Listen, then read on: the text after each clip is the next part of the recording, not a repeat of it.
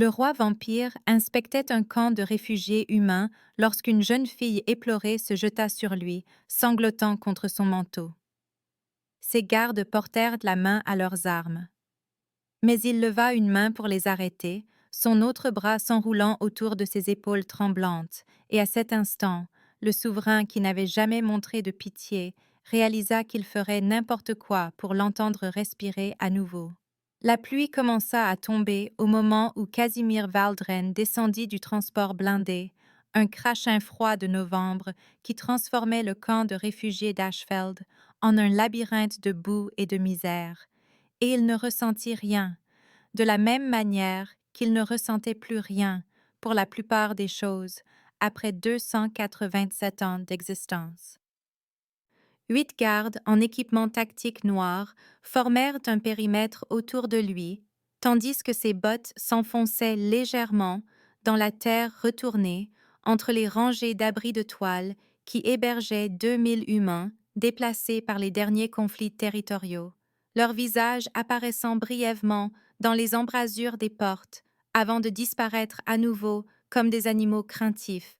Et le seigneur Corvin marchait 3 pas derrière lui avec cette expression de dégoût perpétuel qu'il arborait chaque fois qu'il visitait les secteurs humains.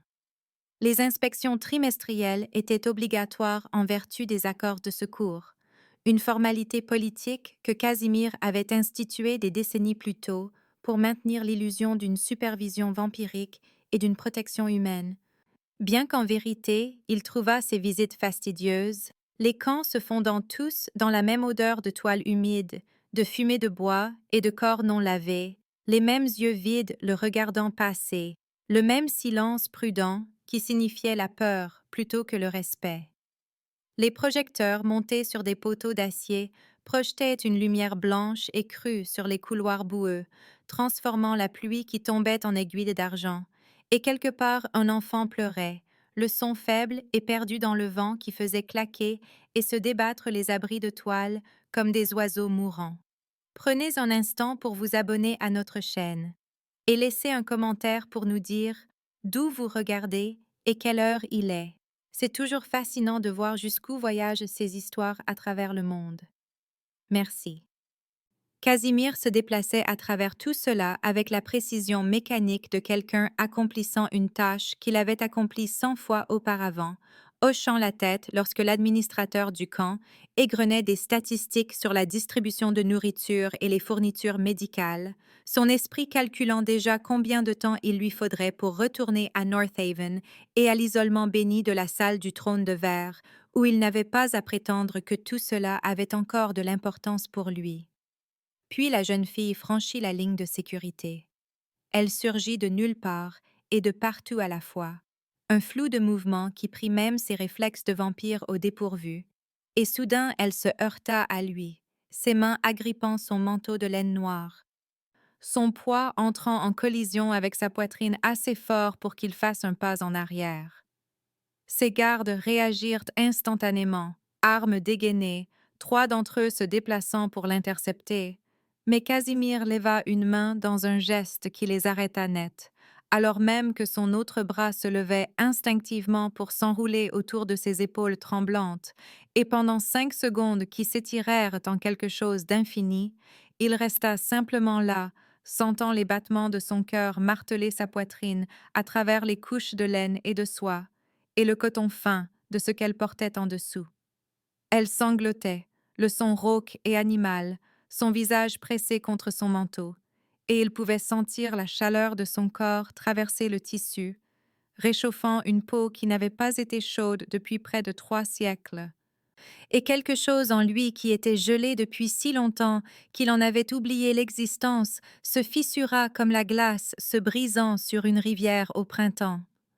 Son chagrin déferla sur lui par vagues, des mots incohérents s'échappant entre des respirations haletantes, quelque chose à propos de sa sœur, quelque chose à propos d'hier, quelque chose à propos d'une pomme, et il se surprit à essayer de la comprendre alors qu'il aurait dû la repousser, alors que le protocole exigeait qu'il recule et laisse les gardes l'emmener, alors que chaque loi qu'il avait écrite et fait respecter disait que ce contact était interdit. La voix du seigneur Corvin brisa l'instant, basse et précise, calibrée pour une ouïe de vampire uniquement. Sire, le protocole exige une séparation immédiate, dit-il, et Casimir pouvait y entendre le dégoût, le calcul, pouvait pratiquement voir l'esprit de Corvin analyser les implications de cette infraction. Chaque seconde aggrave la violation. L'édit de séparation interdit tout contact prolongé avec des humains non autorisés. Casimir ne le regarda pas, ne pouvait pas le regarder, car s'il détournait le regard de la jeune fille, il risquait de perdre quoi que ce soit, ce sentiment étrange et aigu qui était soit de la douleur, soit son contraire, et à la place il s'entendit dire quelque chose qu'il n'avait jamais dit en 287 ans de règne. Alors qu'elle s'aggrave. Les mots sortirent calmes mais absolus, et la jeune fille émit un son contre sa poitrine qui aurait pu être un rire ou un autre sanglot. Et Casimir réalisa, avec une secousse qui lui parcourut l'échine, comme de l'électricité qu'il ne connaissait pas son nom. Avait besoin de connaître son nom avec une urgence qui n'avait aucun sens. « Quel est votre nom » demanda-t-il, et elle ne répondit pas, perdue dans l'enfer privé qu'elle habitait. Alors il demanda à nouveau, plus doucement cette fois, sa voix s'abaissant à quelque chose de presque doux. « J'ai besoin de votre nom. » Elle recula juste assez pour le regarder, et il vit son visage clairement pour la première fois, strié de larmes, pâle et marqué par un chagrin si frais qu'il saignait encore, ses yeux sombres et sauvages, et quand elle parla, sa voix était du verre brisé. « Helena, suffoqua-t-elle. Ils ont tué ma sœur hier. » Lily avait 8 ans.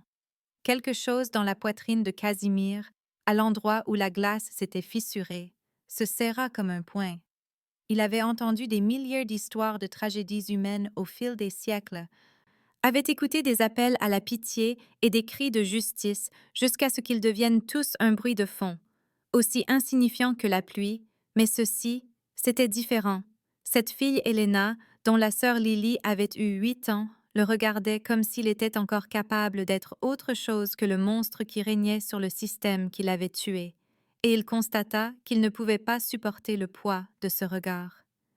Elle se remit à parler, plus vite maintenant, les mots se bousculant. Ils ont dit qu'elle a tendu la main vers une pomme sur le chariot du marché, c'est tout, une pomme. Et puis elle s'effondra complètement, les mots se dissolvant en sanglots qui secouaient tout son corps. Casimir regarda au-delà d'elle, là où Corvin se tenait à 10 pieds, le visage impassible. Une main tenant un petit enregistreur qui capturait sans aucun doute chaque seconde de cette rencontre pour une utilisation ultérieure comme preuve de son jugement compromis. Et au-delà de Corvin, les humains qui regardaient depuis les portes de leurs abris, silencieux et terrifiés, leurs yeux reflétant les projecteurs comme des animaux pris au piège. Ils devraient s'éloigner maintenant, devraient laisser les gardes l'emmener, devrait retourner au transport et oublier que cela s'est produit, devrait maintenir la distance prudente qu'il avait cultivée pendant 287 ans, parce que cette distance était ce qui le maintenait fonctionnel, le maintenait au pouvoir, l'empêchait de ressentir quoi que ce soit. Au lieu de cela, il resserra son bras autour de ses épaules, sentit les battements de son cœur contre sa poitrine et prit une décision qui allait tout défaire. Trouver les exécuteurs responsables de la mort de Lily Marsh, dit-il à ses gardes, sa voix portant le poids d'un commandement absolu. Je veux qu'ils soient identifiés et amenés à Northaven pour interrogatoire. Corvin s'avança, et Casimir put voir l'objection se former avant même que le conseiller n'ouvre la bouche. Sire, les décès humains lors d'actions d'application de la loi ne font pas l'objet d'une enquête en vertu du Code territorial, dit Corvin, chaque mot soigneusement mesuré, juridiquement précis, conçu pour rappeler à Casimir chaque précédent et protocole qu'il était sur le point de violer. Les exécuteurs opéraient dans les limites de leurs paramètres assignés. Casimir croisa le regard de son conseiller et y vit le calcul.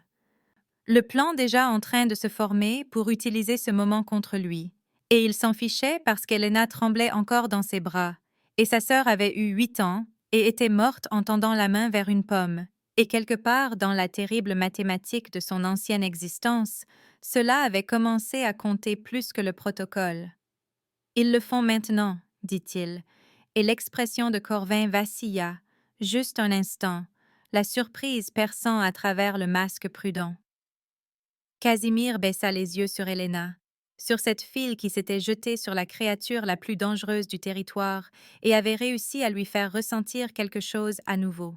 « Vous venez avec moi, lui dit-il, et elle le fixa de ses yeux sombres et sauvages de chagrin, sans comprendre, sans faire confiance, mais sans s'éloigner non plus. La pluie tomba plus fort, transformant le sol en soupe sous leurs pieds, et les humains dans leurs abris regardaient en silence absolu leur roi vampire se tenir dans la boue, tenant une jeune fille humaine en pleurs, comme si elle était quelque chose de précieux, quelque chose qui valait la peine d'être protégé, quelque chose qui valait la peine de détruire tout son monde soigneusement construit pour la garder en sécurité. Et Casimir réalisa avec une clarté presque douloureuse que pour la première fois en 287 ans, il ne savait pas ce qu'il faisait ni pourquoi il le faisait, sachant seulement que les battements de son cœur contre sa poitrine lui semblaient la première chose vraie qu'il avait ressentie depuis des siècles et qu'il mettrait le monde à feu et à sang avant de laisser quiconque l'arrêter. Le transport blindé fendait les rues vides de Northaven à une vitesse qui transformait les tours de verre en rivières de lumière verticale, et Helena était assise en face de Casimir dans un silence si complet qu'il ressemblait à une autre forme de mort, ses yeux fixés sur quelque chose au-delà de la fenêtre qu'il soupçonnait qu'elle ne pouvait pas vraiment voir. Il la regarda pendant tout le trajet de 40 minutes depuis Ashfeld, incapable de détourner le regard même s'il savait que son attention était évidente, même si Corvin était assis, rigide, dans le compartiment avant, rayonnant de désapprobation à travers la cloison, et ce qui frappa le plus. Casimir fut son apparence creuse, comme si le chagrin avait tout vidé à l'intérieur d'elle pour ne laisser que l'enveloppe, ses mains jointes sur ses genoux, sa respiration si faible qu'il devait se concentrer pour l'entendre par-dessus le bruit du moteur. Elle n'avait pas parlé depuis qu'ils avaient quitté le camp, n'avait pas demandé où ils allaient, ni pourquoi, l'avait simplement suivi jusqu'au transport, comme quelqu'un qui n'avait plus la capacité de se soucier de ce qui allait se passer ensuite. Et cela le terrifiait d'une manière qu'il ne pouvait nommer, car il le reconnaissait. Ce vide l'avait habité lui-même plus longtemps qu'il ne voulait le calculer. Northaven s'éleva autour d'eux alors qu'ils entraient dans la ville proprement dite, des tours d'acier et de verre reliées par des ponts de fer suspendus, tout en angle vif et en lumière froide, belle comme une lame et belle. Et les rues étaient vides, car il était presque minuit, et les humains respectaient le couvre-feu, et les vampires n'avaient pas besoin de marcher quand ils pouvaient se déplacer plus vite.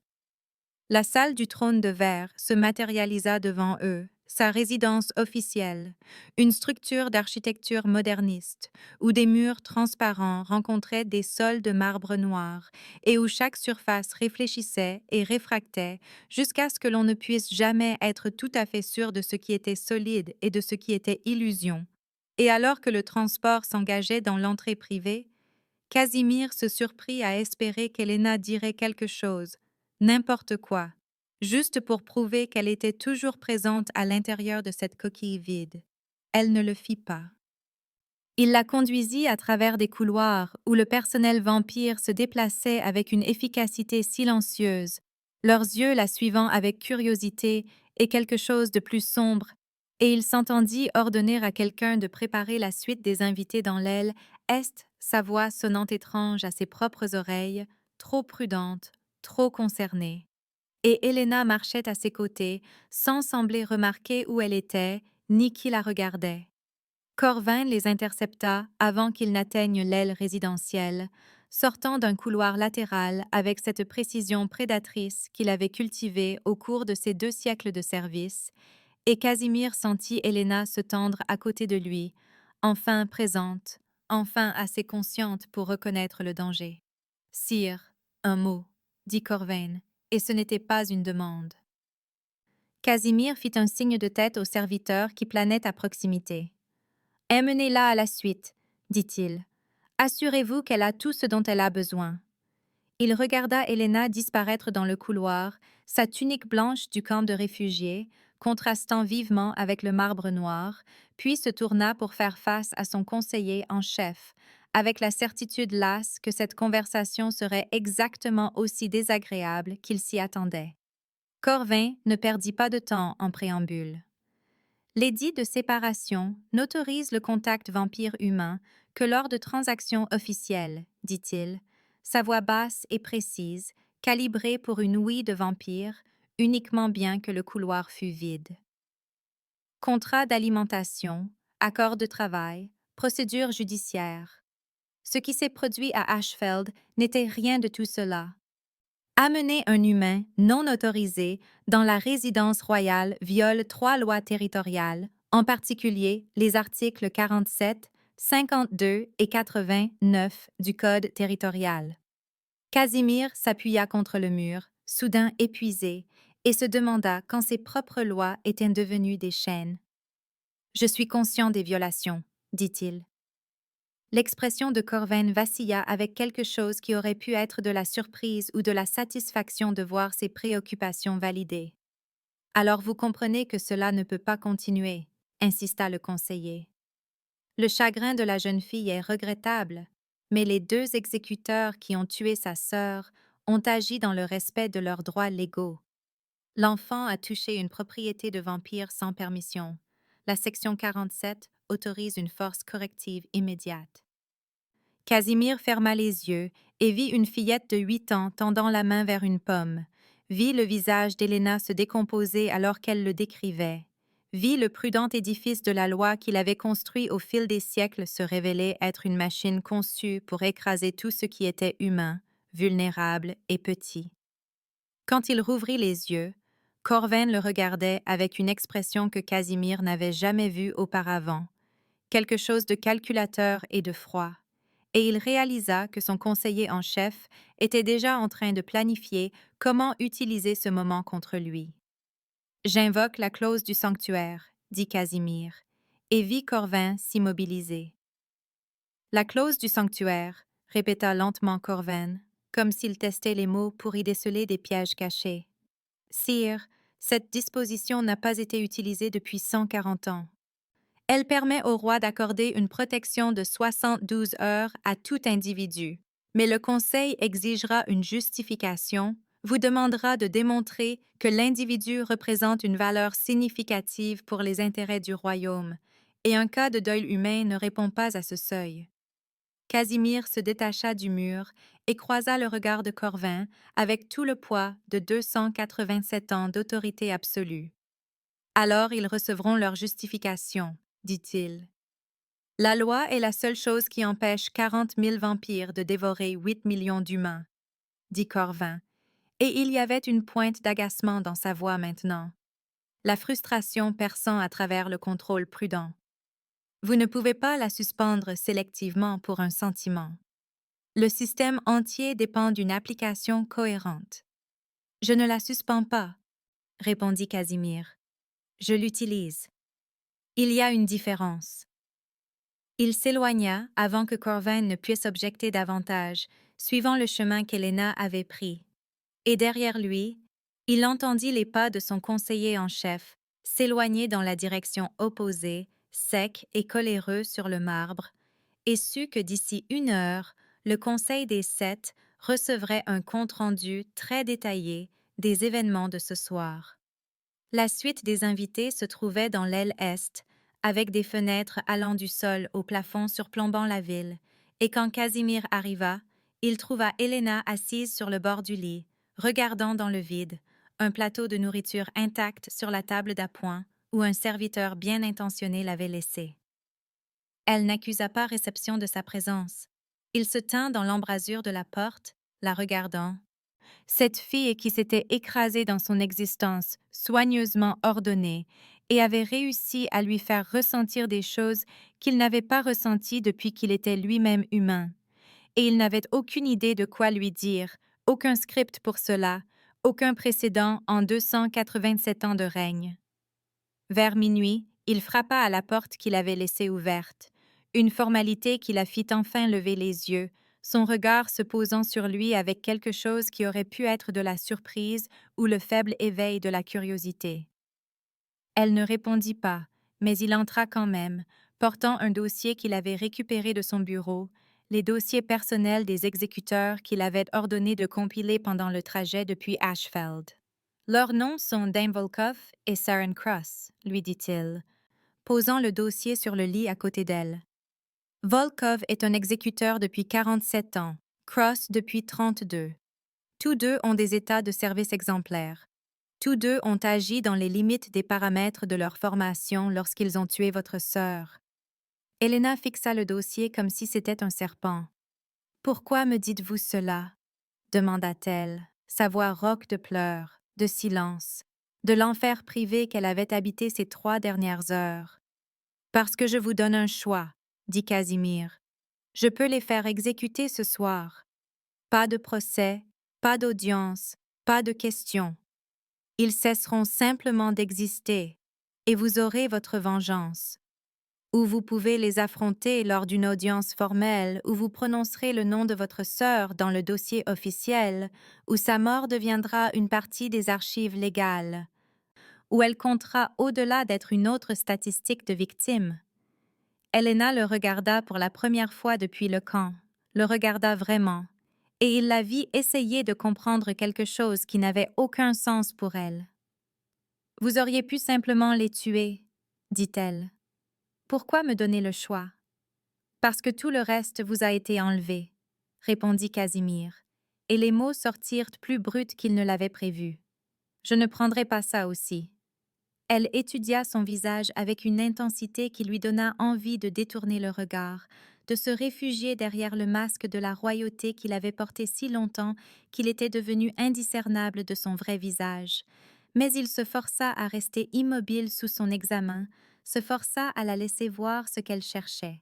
« Pourquoi ?» demanda-t-elle à nouveau, et cette fois la question était différente, plus aiguë, visant quelque chose de plus profond. « Pourquoi vous souciez-vous ?» Casimir n'avait pas de réponse sensée, ne pouvait pas expliquer la fissure qui s'était ouverte dans sa poitrine quand elle s'était écrasée contre lui, ne pouvait pas articuler pourquoi les battements de son cœur contre ses côtes lui avaient semblé la première chose vraie qu'il avait ressentie depuis des siècles, ne pouvait pas justifier son besoin de la garder en vie, alors qu'il avait vu des milliers d'humains mourir avec une indifférence parfaite. « Parce que vous respirez encore, » dit-il finalement, impuissant, « et j'ai besoin que vous continuiez à le faire. » Le silence qui suivit fut différent de celui du transport, chargé de quelque chose d'électrique et de fragile. Et l'expression d'Elena passa par des émotions trop rapides pour être nommée avant de se fixer sur quelque chose qui ressemblait à de la reconnaissance, comme si elle avait vu quelque chose dans son visage qui reflétait quelque chose en elle-même. « Vous êtes seule, » dit-elle, et ce n'était pas une question. Casimir sentit les mots le frapper comme un coup physique, la précision tranchant à travers des défenses qu'il ne savait pas qu'il maintenait. « Oui, » admit-il, car il semblait inutile de mentir. Pas à elle, pas alors qu'elle avait déjà percé à jour le vide ancien qu'il portait. « Je suis seule depuis très longtemps. » Elena hocha lentement la tête, comme si cela expliquait quelque chose, et quand elle parla à nouveau, sa voix était plus stable. « Je ferai l'audience, dit-elle. Je prononcerai son nom. » Casimir sentit quelque chose se détendre dans sa poitrine, un soulagement l'inondant avec une intensité presque douloureuse, et il réalisa qu'il avait retenu son souffle en attendant sa réponse, terrifié qu'elle choisisse la mort, qu'elle lui demande d'exécuter les exécuteurs, puis elle-même, qu'elle prenne la sortie facile et le laisse à nouveau seul dans le froid infini. « Merci, » dit-il, inadéquat et vrai. Elle baissa les yeux sur ses mains, sur le dossier à côté d'elle, sur la nourriture intacte. « Que se passe-t-il après 72 heures ?» demanda-t-elle.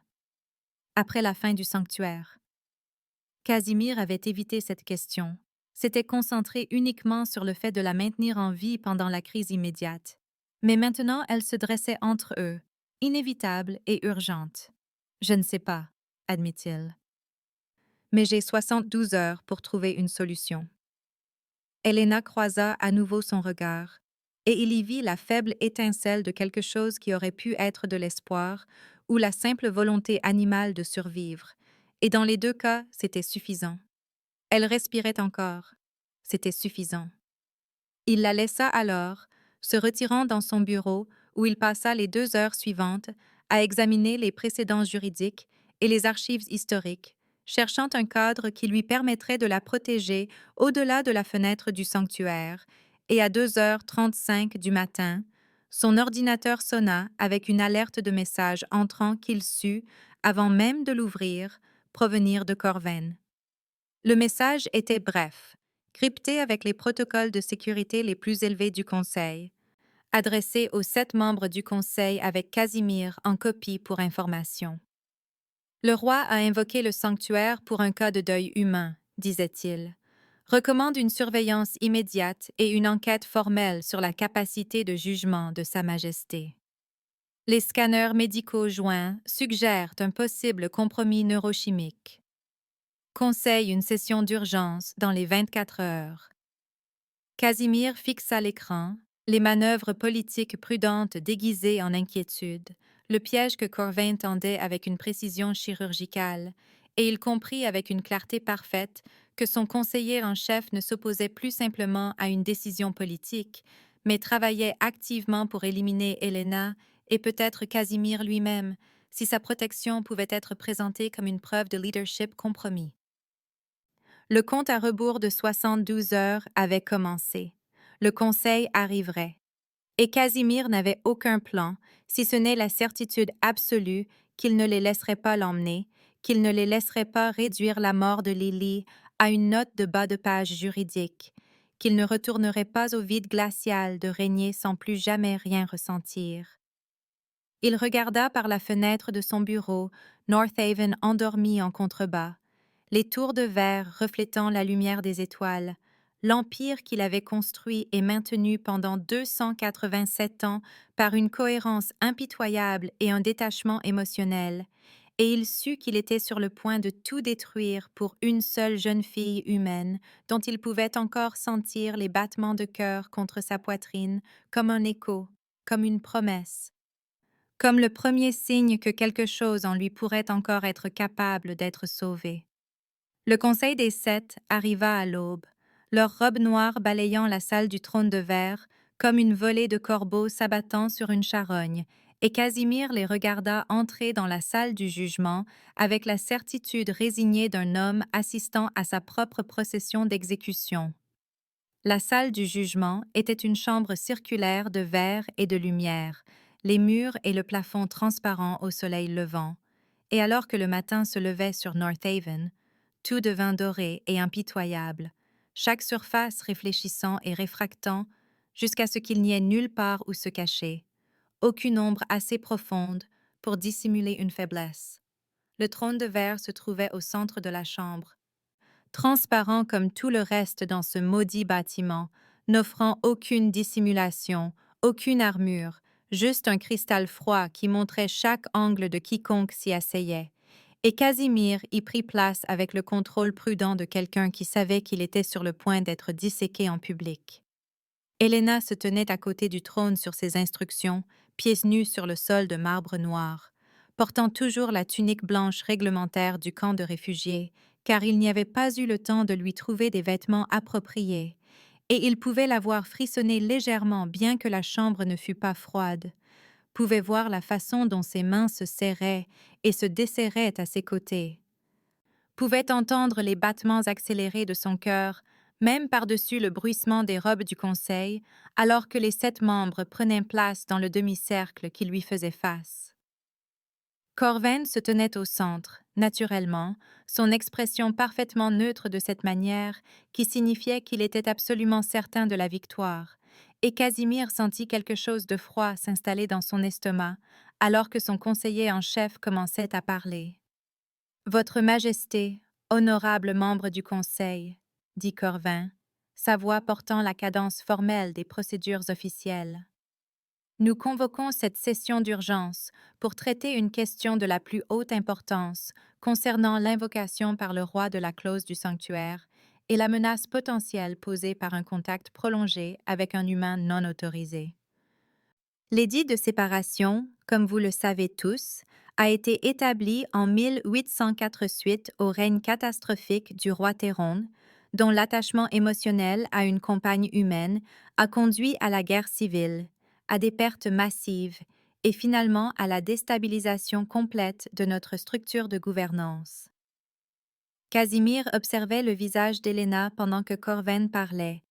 La vie traitait cette information, comprendre pour la première fois qu'il y avait un précédent historique à ce qui se passait entre eux, qu'ils n'étaient pas les premiers à emprunter ce chemin et que tous ceux qui l'avaient parcouru avant eux avaient fini dans le sang. L'édit, poursuivit Corvan, existe spécifiquement pour empêcher les vampires de former des liens émotionnels avec les humains, liens qui conduisent inévitablement à une pathologie de l'attachement lorsque l'humain vieillit et meurt. Un contact prolongé avec un humain qui déclenche une telle pathologie chez un vampire est classé comme un risque de contagion, à la fois pour le vampire en question et pour la stabilité de notre gouvernance. Docteur Keshet, si vous voulez bien présenter vos conclusions. Un vampire en robe médicale sévère s'avança. Une femme que Casimir reconnut vaguement comme étant le médecin en chef du conseil, quelqu'un avec qui il avait à peine interagi en 2 siècles parce qu'il n'avait jamais été malade, jamais été blessé d'une manière qui importait, n'avait jamais eu besoin d'intervention médicale, car il était fonctionnellement immortel, fonctionnellement invulnérable et fonctionnellement seul. Le docteur Keshet fit apparaître un affichage holographique qui se matérialisa dans les airs entre eux, des scanners médicaux que Casimir réalisa avec une secousse de violation avaient été pris pendant son sommeil, sa chambre surveillée, son intimité violée, son corps réduit à des points de données et des lectures neurochimiques.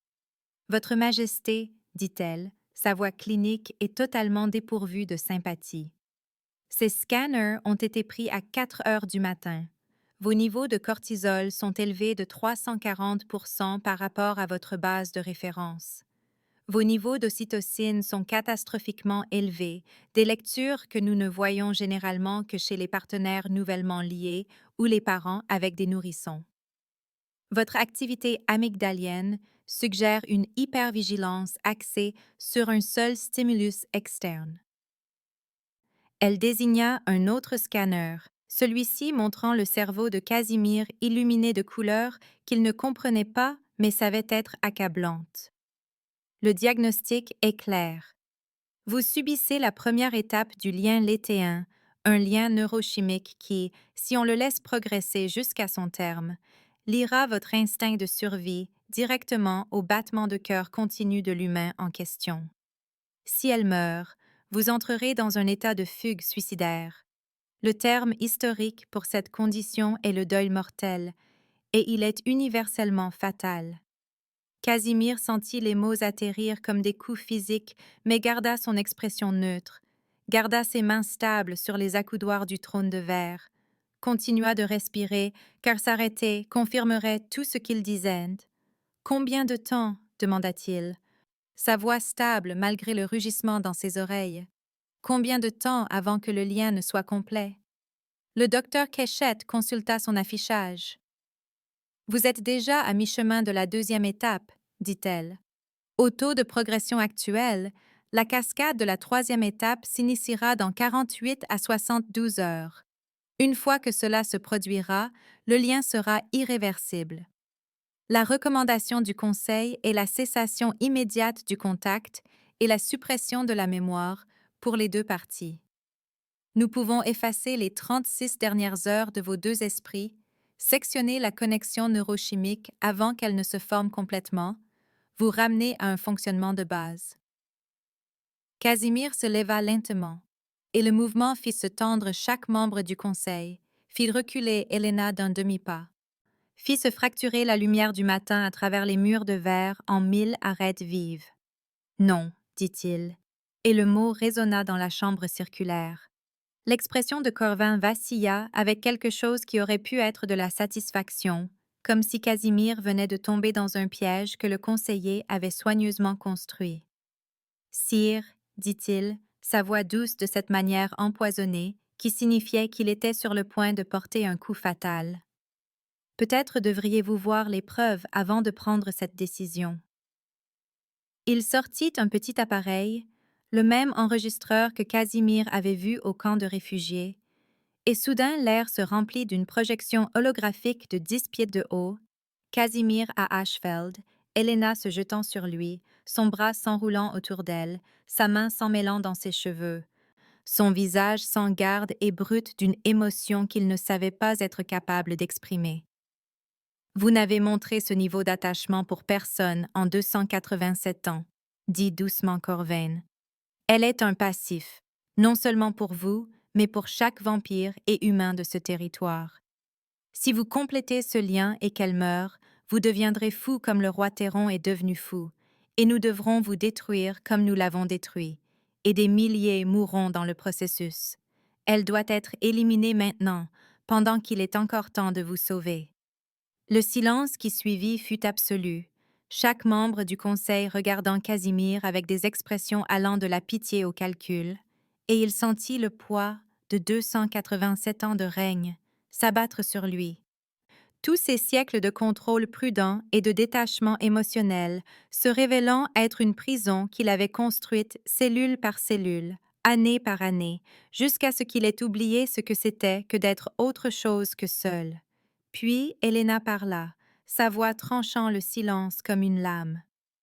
Alors tuez-moi et réglez votre problème, dit-elle, et la main de Casimir jaillit avant que son esprit conscient n'enregistre le mouvement, ses doigts se refermant sur son poignet avec assez de force pour qu'elle ait le souffle coupé, et il était sur ses pieds, le trône de verre derrière lui, toute prétention de contrôle abandonnée. Non, dit-il, et il y avait quelque chose de sauvage dans sa voix, quelque chose qui fit reculer les membres du conseil sur leur siège. Helena se tourna pour le regarder, et pour la première fois depuis le camp, il la vit le voir vraiment, non pas comme le roi vampire, non pas comme le symbole du système qui avait tué sa sœur, mais comme un homme, ancien et désespéré et terrifié de perdre la seule chose qui l'avait fait se sentir vivant depuis des siècles. Elle le fixa dans les yeux, et il la laissa tout voir, la peur, la solitude, la certitude absolue que si elle mourait, il la suivrait dans les ténèbres qui attendaient, et il la regarda comprendre. « Vous êtes aussi piégé que moi, dit-elle, pas une question, une reconnaissance, et quelque chose dans son expression passa du choc à une acceptation sombre, à quelque chose qui ressemblait presque à de la détermination. Casimir se retourna vers le conseil, sa main tenant toujours le poignet d'Helena, son pouls martelant contre ses doigts. « La clause du sanctuaire m'accorde 72 heures, dit-il. Lorsque ces heures expireront, je me soumettrai à une évaluation de lien. Si je suis jugé compromis au-delà de toute guérison, j'abdiquerai. Mais jusqu'à ce que ce temps soit écoulé, elle reste. Et l'audience pour sa sœur se poursuit. » Les membres du conseil échangèrent des regards, une conversation silencieuse que Casimir pouvait lire dans les minuscules changements d'expression, les calculs d'avantages politiques et de précédents juridiques, et finalement le plus âgé d'entre eux, le conseiller Thane, parla. « L'audience peut avoir lieu, dit-il. Mais étant donné les circonstances, elle doit être publique, diffusée dans tous les territoires, une procédure judiciaire complète avec tous les protocoles observés. Si l'humaine ne parvient pas à prouver une application illégale de la loi, elle sera accusée d'avoir déposé de fausses plaintes. Et comme vous le savez, c'est un crime capital. » Casimir sentit le piège se refermer sur eux, sentit la satisfaction de Corvin rayonner à travers la chambre, comprit que son conseiller en chef les avait manœuvrés dans une position où Helena gagnerait un cas ingagnable ou mourrait en essayant, et l'une ou l'autre issue servirait parfaitement les desseins de Corvin. Le poignet d'Helena était toujours dans sa prise, son pouls toujours rapide, et quand il baissa les yeux sur elle, il vit qu'elle comprenait les enjeux aussi clairement que lui. « Donc si je meurs, vous mourrez, » dit-elle, sa voix à peine plus qu'un murmure. « C'est ce que vous dites. » Essentiellement, répondit Casimir, car il était inutile d'adoucir les choses. Helena le fixa, et il pouvait voir son esprit analyser les implications, le poids de la responsabilité qu'elle n'avait jamais demandée, la prise de conscience que son impulsion de deuil au camp de réfugiés les avait enchaînés d'une manière à laquelle aucun d'eux ne pouvait échapper. Alors pourquoi avez-vous, commença-t-elle, et s'arrêta, incapable de terminer la question. Parce que je préférerais mourir humain plutôt que de continuer à vivre comme ça, dit Casimir. Et les mots sortirent de bruts et vrais, dépouillant 287 ans de royauté prudente pour révéler la créature désespérée en dessous. J'ai eu si froid pendant si longtemps que j'ai oublié ce que c'était que la chaleur. Et puis vous vous êtes jeté sur moi, et je m'en suis souvenu. Le docteur Keshet se racla la gorge, un son délicat qui commanda néanmoins l'attention. Sire, dit-elle, vous êtes conscient que l'achèvement du lien de troisième étape vous rendra vulnérable d'une manière que vous n'avez pas connue depuis que vous étiez mortel. Vos ennemis pourront vous détruire simplement en la détruisant. Chaque décision que vous prendrez sera compromise par la nécessité de la garder en vie. Vous ne serez plus le dirigeant rationnel et détaché dont ce royaume a besoin. Vous serez, à toute fin utile, à nouveau humain dans les aspects les plus importants. Je suis conscient, dit Casimir, et il relâcha enfin le poignet d'Helena, recula, redressa les épaules. L'audience aura lieu. 72 heures à partir du moment où j'ai invoqué le sanctuaire. Cela nous donne jusqu'à 20h47 le 15 novembre. Le Conseil se réunira à ce moment-là pour l'évaluation de liens. Jusque-là, elle est sous ma protection. Et quiconque lui fera du mal devra me répondre. Corvin s'inclina, un geste de respect formel parfait qui transmettait d'une manière ou d'une autre un mépris total. Comme vous l'ordonnez, Votre Majesté, dit-il. L'audience est prévue pour le 15 novembre à 20 heures. Diffusion publique, protocole juridique complet, tous les territoires regardent. J'espère que l'humaine est prête à plaider sa cause. Il sourit, petit et froid. Les accusations de fausses plaintes entraînent une condamnation à mort obligatoire, après tout. Il serait fâcheux qu'elle survive à votre lien pour mourir par notre loi. Le conseil sortit, les robes noires disparaissant par les portes de verre, et Casimir et Helena restèrent seuls dans la salle du jugement alors que le soleil montait plus haut, transformant les murs transparents en plaques de lumière ardente. Elle le regardait avec une expression qu'il ne pouvait pas lire, quelque chose entre la colère, la compréhension et autre chose pour laquelle il n'avait pas de nom. Vous auriez dû les laisser l'effacer, dit-elle finalement. Vous auriez dû les laisser prendre le souvenir et redevenir ce que vous étiez avant. Casimir secoua la tête. Je ne veux pas revenir en arrière, dit-il. Je ne peux pas revenir en arrière. Pas maintenant que je sais ce qui me manquait. Helena enroula ses bras autour d'elle, petite et vulnérable dans la vaste chambre dorée. Je vais vous faire tuer, murmura-t-elle. Non, dit Casimir, se rapprochant, assez près pour sentir sa chaleur, assez près pour entendre les battements de son cœur. Tu vas me rendre vivant. Il y a une différence.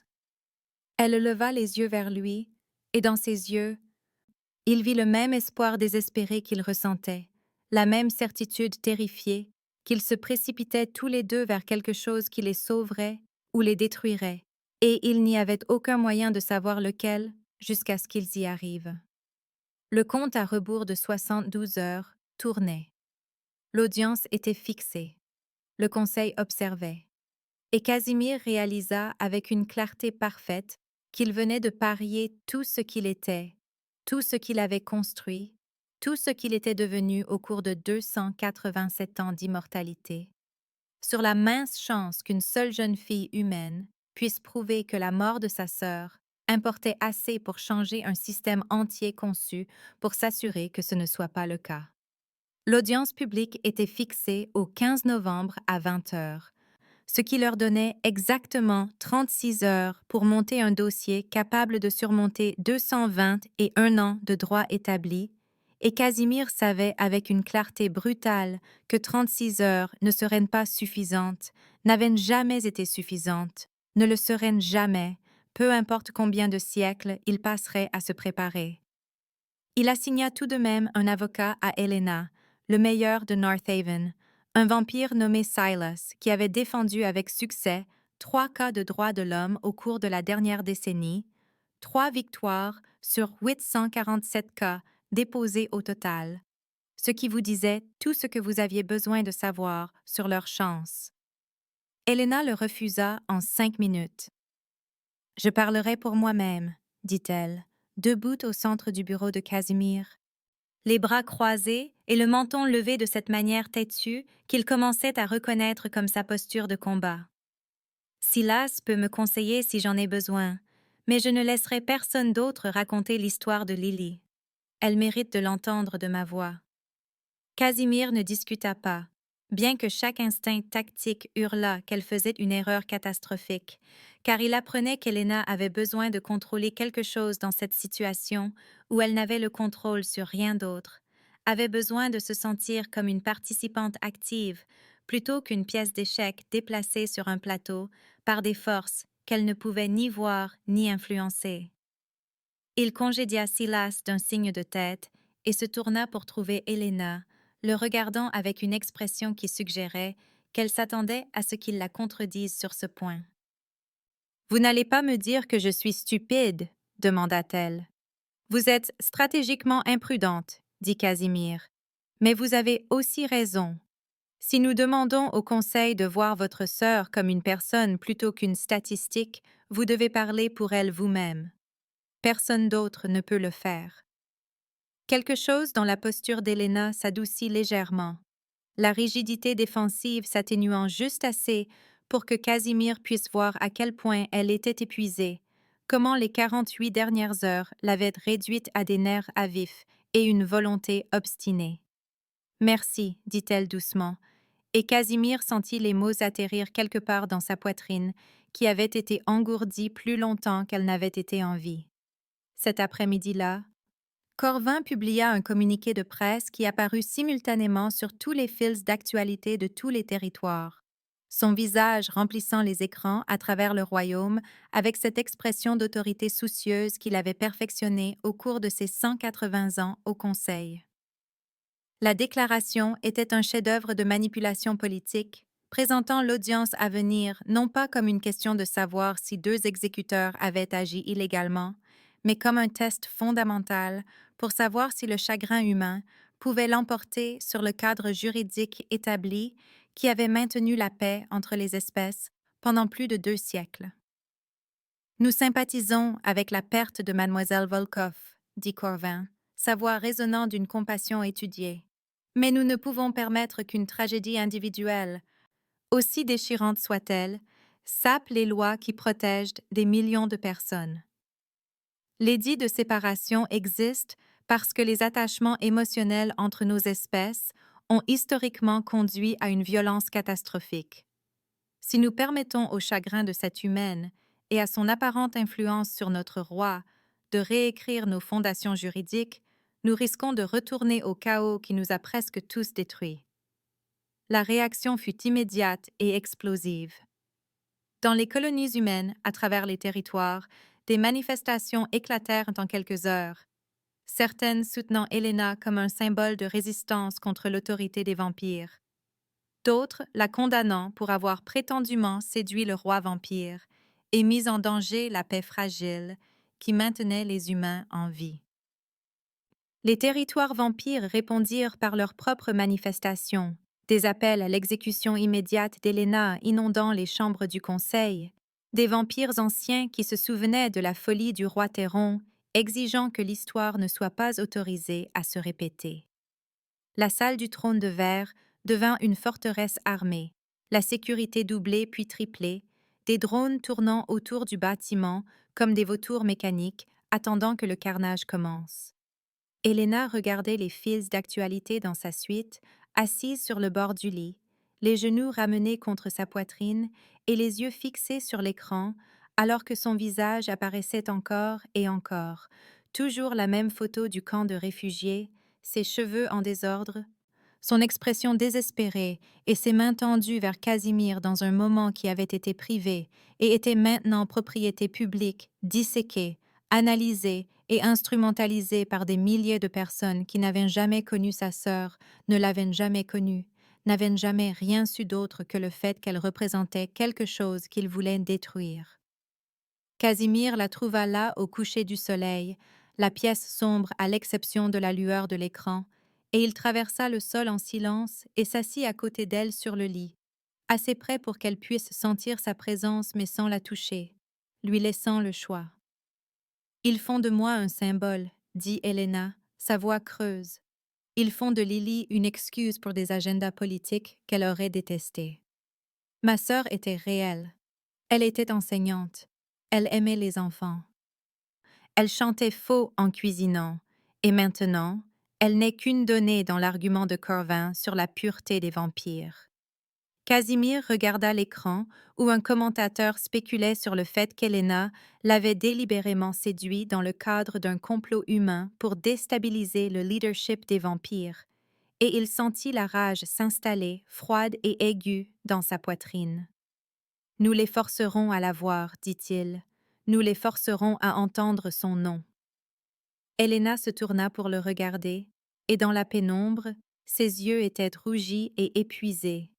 « Si le lien se complète, demanda-t-elle, que vous arrivera-t-il? » Casimir envisagea de mentir, d'adoucir la vérité, envisagea toutes les manières de rendre cela moins terrifiant pour elle, puis décida qu'elle méritait mieux que sa protection contre la réalité.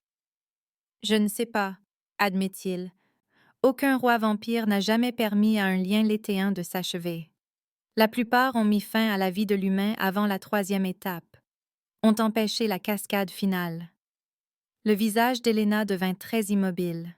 « Pourquoi ne l'avez-vous pas fait ?» demanda-t-elle, et la question était à peine un murmure. Casimir se tourna pour lui faire face complètement, et le mouvement les rapprocha assez pour qu'il puisse voir les taches d'or dans ses yeux bruns, puisse compter ses cils s'il le voulait, puisse entendre la légère prise dans sa respiration. « Parce que quand vous vous êtes jeté sur moi, dit-il, j'ai entendu votre cœur battre, et j'ai réalisé que je n'avais pas entendu le mien depuis 200 ans. J'ai été fonctionnellement mort si longtemps que j'ai oublié ce que c'était que d'être en vie. Et puis vous vous êtes écrasé contre moi, et avez exigé que je vous aide à sauver votre sœur, et pour la première fois en 2 siècles, j'ai senti mon cœur battre en réponse à quelque chose qui importait. Je ne pouvais pas tuer ça. Je ne pouvais pas retourner au silence. » Helena le fixa, et il la regarda traiter cela, la regarda comprendre que ce qui se passait entre eux n'était ni son choix ni le sien, mais quelque chose qui les avait choisis tous les deux, un impératif biologique qu'aucun d'eux n'avait demandé et auquel aucun d'eux ne pouvait échapper.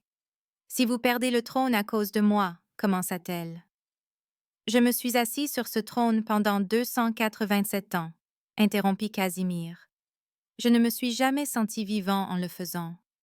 Le souffle d'Helena se coupa. « Et si je n'en valais pas la peine » murmura-t-elle.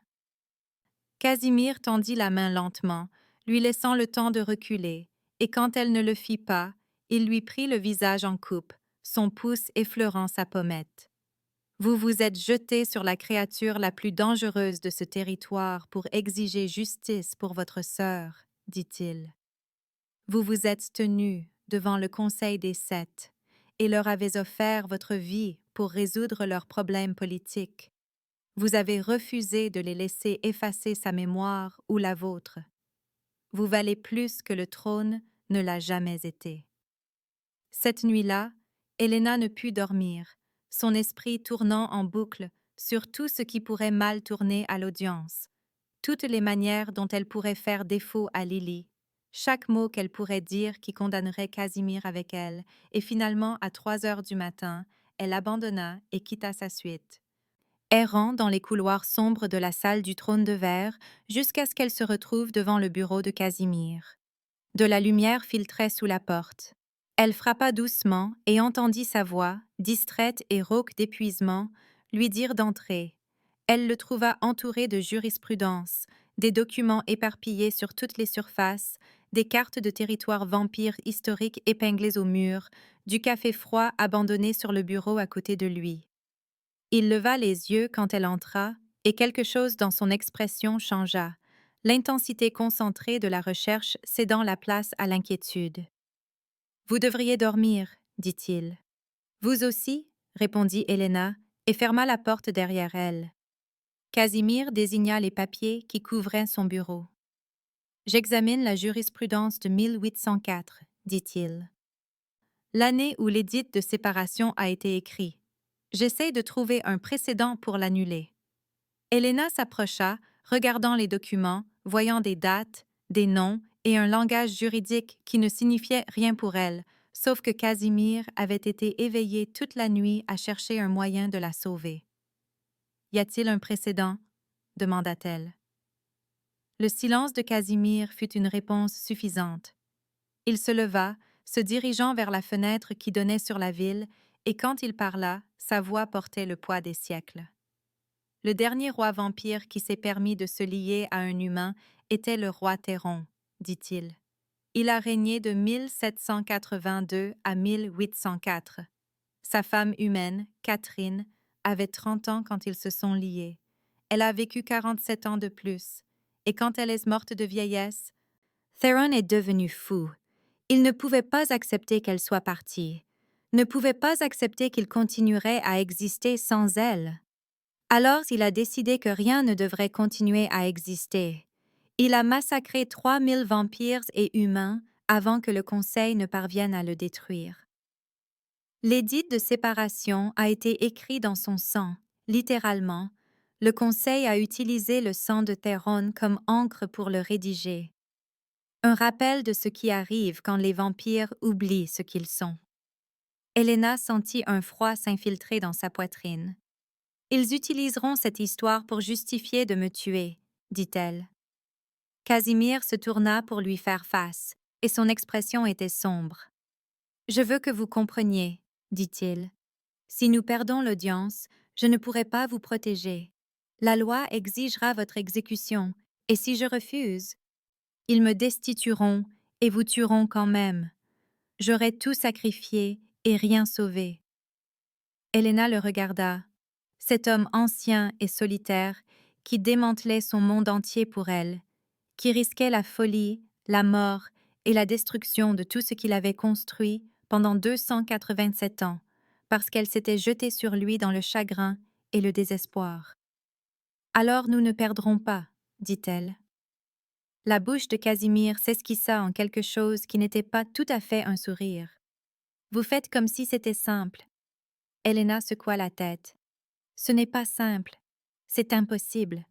Mais je n'ai pas survécu au camp, au conseil et aux 48 dernières heures juste pour abandonner maintenant. Lily comptait, et je vais m'assurer que tout le monde le sache. »« Avez-vous peur? » demanda Casimir, et la question était douce. « Terrifiée, » admit Helena, « mais pas de mourir. D'oublier que Lily comptait. De la laisser devenir juste un autre numéro dans un rapport que personne ne lira. » Casimir traversa la pièce vers elle, et quand il parla, sa voix était une promesse. « Quoi qu'il arrive à cette audience, quelle que soit la décision du Conseil, je m'assurerai qu'on se souvienne d'elle. Je m'assurerai que son nom soit prononcé. Je m'assurerai qu'elle a compté. » Ce fut la première promesse qui donna à Helena l'envie de survivre. Casimir reçut l'information à 9 heures du matin, livrée par l'un de ses derniers agents loyaux, un vampire nommé Marcus, qui l'avait servi pendant 60 ans et qui avait l'air malade en présentant l'information. « Sire, » dit doucement Marcus, « Corvin a localisé les 2 exécuteurs qui ont tué Lily Volkov. Il les a convaincus de témoigner à l'audience. Ils déclareront qu'Helena a provoqué l'incident, que sa sœur avait un comportement suspect, que l'intervention était justifiée selon les protocoles en vigueur. » Casimir sentit l'information atterrir comme un coup physique, sentit le dossier soigneusement construit, qu'il avait préparé toute la nuit s'effondrer en décombres. « Combien Corvin les a-t-il payés ?» demanda-t-il. Marcus hésita. Il leur a offert des postes garantis dans sa garde personnelle, dit-il. Une protection contre toute conséquence juridique future. Et il a leurs témoignages enregistrés et vérifiés. Même si vous pouviez les discréditer à l'audience, les enregistrements feront foi. L'affaire s'effondrait avant même d'avoir commencé, la mince chance de victoire se réduisant à néant. Et Casimir congédia Marcus avec l'instruction de continuer à surveiller les mouvements de Corvin, puis s'assit seul dans son bureau, fixant les ruines de sa stratégie. Helena entendit la conversation, se tenant dans le couloir à l'extérieur du bureau où elle venait le trouver, et quand elle entra dans la pièce, son visage était blanc. « Alors c'est fini, » dit-elle. Casimir leva les yeux vers elle, vers cette femme humaine qui était devenue d'une manière ou d'une autre plus importante que son trône, plus essentielle que son immortalité, et il sentit quelque chose de féroce et de désespéré s'installer dans sa poitrine. « Pas tant que vous respirerez, » dit-il. Helena traversa la pièce jusqu'à son bureau. « Qu'est-ce que vous préparez ?» demanda-t-elle. Casimir secoua la tête. « Rien que vous ayez besoin de savoir pour l'instant. » Les yeux d'Helena se plissèrent. « Si vous allez faire quelque chose de stupide pour me sauver, je vais faire tout ce qu'il faudra pour vous sauver, » interrompit Casimir. « Stupide ou non, ce n'est pas votre décision à prendre. » La voix d'Helena monta. « Vous n'avez pas le droit de vous sacrifier pour moi sans me le demander. Vous n'avez pas le droit de... » Elle s'arrêta, le souffle coupé, et Casimir vit des larmes dans ses yeux pour la première fois depuis l'audience du conseil. Vous n'avez pas le droit de vous rendre si important pour ensuite jeter votre vie. Cette nuit-là, Casimir rencontra secrètement le docteur Keshet dans l'aile médicale, les couloirs vides et sombres, la seule lumière provenant de la salle d'examen où elle attendait avec ses affichages holographiques et son détachement clinique. « Vous vouliez poser des questions sur le lien de troisième étape, » dit Keshet en entrant. Ce n'était pas une question. Casimir hocha la tête. « S'il se complète, » dit-il. « Que se passe-t-il exactement ?»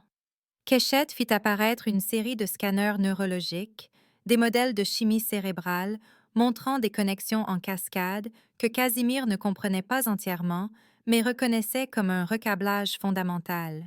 « Votre instinct de survie se recalibrera, » dit-elle. « Actuellement, votre cerveau priorise votre propre survie avant tout. Neurologie standard des vampires. Mais une fois le lien de troisième étape achevé, votre cerveau priorisera sa survie avant la vôtre. Si elle est menacée, vous répondrez avec la même intensité défensive que vous réserveriez actuellement à une menace directe contre vous-même. Si elle meurt, votre cerveau l'interprétera comme votre propre mort et arrêtera les fonctions non essentielles, y compris la volonté de continuer à exister. » Elle fit une pause. « Vous deviendrez l'empereur de rien si elle meurt, sire. Vous aurez tout le pouvoir du monde et aucun désir de l'utiliser pour autre chose que mettre fin à votre propre existence. » « Alors je m'assurerai qu'elle ne meure pas, » dit Casimir. Keshet l'étudia avec une expression qui aurait pu être de la pitié. « La cascade de troisième étape commence déjà, » dit-elle doucement. « Je peux le voir dans vos lectures de ce matin. Vous avez peut-être 24 heures avant que cela ne devienne irréversible. Vous pourriez encore choisir de mettre fin à cela. Cessez le contact, acceptez la suppression de la mémoire, retournez à ce que vous étiez. » Casimir secoua la tête. « Je ne veux pas retourner à ce que j'étais, » dit-il. « Je veux devenir quelque chose qui peut à nouveau ressentir. » Tard cette nuit-là, Helena trouva Casimir dans le jardin sur le toit, surplombant North Haven, debout parmi les roses d'hiver avec du givre se formant sur la verrière et les lumières de la ville dispersées en contrebas comme des étoiles tombées. Il l'entendit approcher, mais ne se tourna pas, gardant son regard fixé sur l'horizon. « Pourquoi êtes-vous prêt à tout risquer ?» demanda Helena, venant se tenir à ses côtés. « Nous nous connaissons depuis 36 heures. Pendant la majeure partie de ce temps, j'ai été un problème politique que vous essayez de résoudre. Pourquoi est-ce si important ?» Casimir resta silencieux un long moment, regardant sa buée se former dans l'air froid. Un rappel qu'il était toujours capable de respirer même s'il n'en avait plus besoin. Parce que pendant 287 ans, dit-il finalement, je n'ai rien ressenti. J'ai gouverné ce royaume avec une rationalité parfaite et un détachement absolu. J'ai pris chaque décision basée sur la logique et le calcul politique. J'ai été efficace, performant et complètement vide. Et puis vous m'avez regardé comme si j'étais encore assez humain pour vous aider. Comme si j'étais encore capable de choisir la compassion plutôt que la loi. Comme si je comptais encore en tant que quelque chose de plus qu'un symbole. Et pour la première fois en 2 siècles, j'ai senti que peut-être c'était le cas. Je ne peux pas redevenir ce que j'étais avant ça. Je ne peux pas retourner au silence. Elena s'approcha.